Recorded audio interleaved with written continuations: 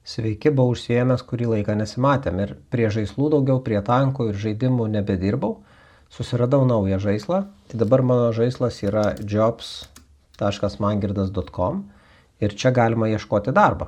Pavyzdžiui, galima rašyti laiškai ir paštas.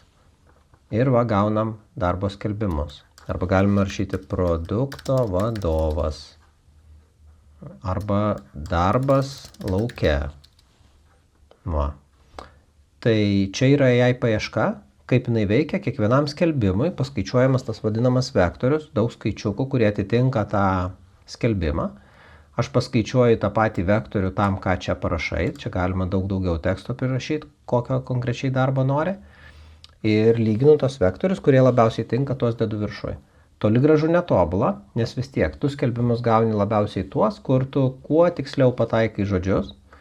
Bet, pabiški. Gal aš rasiu būdų, kaip padaryti taip, kad tu čia galėtum visiškai laisvai kažką tai įvesti ir pataikytų tikrai gerai tai, ką reikia rodyti viršui.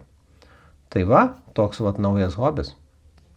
Tai bandykit, ieškokit, matot, jokio prisijungimo nieko nereikia, o aš bandysiu atnaujinti, čia dar ir tą reikia paderinti ir skelbimų daugiau bus.